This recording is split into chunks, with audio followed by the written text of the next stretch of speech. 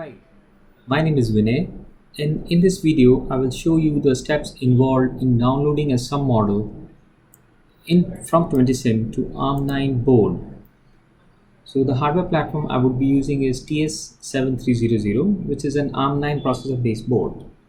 So let's start with adding some block which we need to download.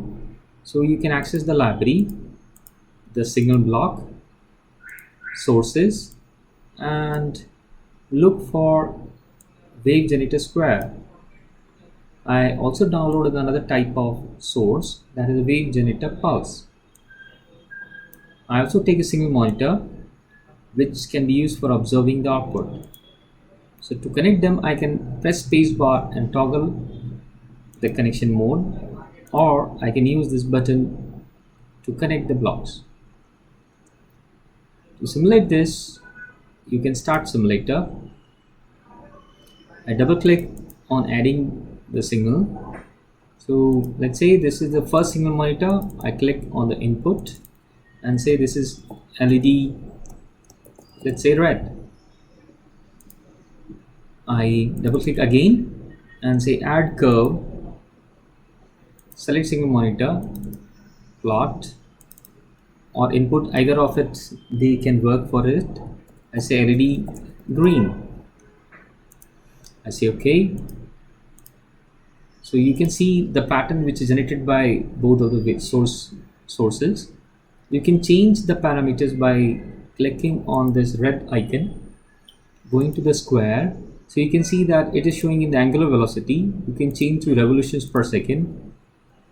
So I can set as I like 4 revolutions per second, that is 4 Hertz. And for pulse wave, I can also decide, okay, what is the interval I want and what is the pulse length I want. So I say, okay, the pulse length is only 400 milliseconds, and after every 1.5 seconds it will produce this. I say okay.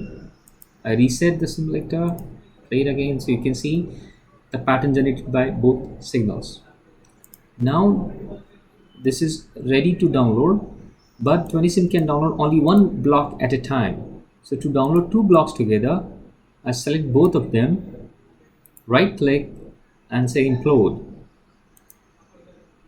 So this will make a submodel which I can select to download. By default it is named as submodel 1. You can rename this by clicking properties and call it as LED test. You can go inside and have a look.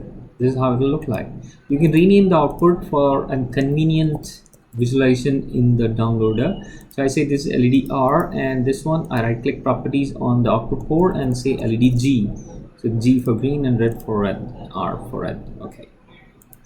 So this is ready for downloading. There won't be any effect in the simulator, so it will remain as it is.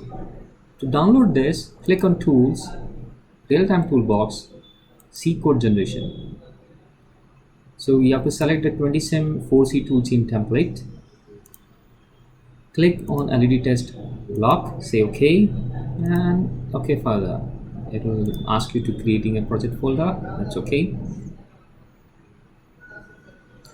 So the hardware I'm using is Rotary inverted pendulum setup, in which it is being installed with an ARM9 board.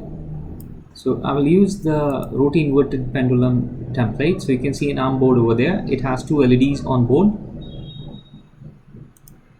Say OK. So I've connected my laptop with an Wi-Fi network of the local area network, and the board is connected through a LAN cable too. So both can detect each other. Go to connect. So this is the second part of the 4C. You can see that there are no inputs but only output blocks. Now double click on both output nodes, click on LED, say green for G for green, and the second one you can connect to the red one.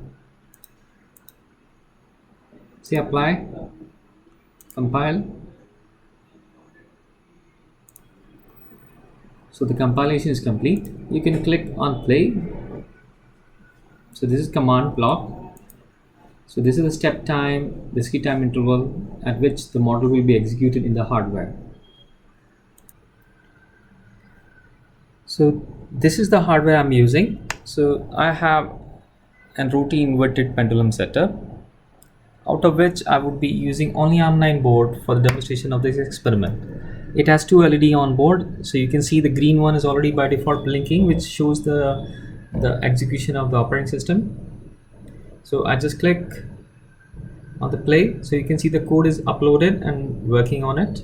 So you can see the red LED which is blinking constantly at the square wave frequency, and the green one is the pulse output. So that is indicating your source code running in ARM board.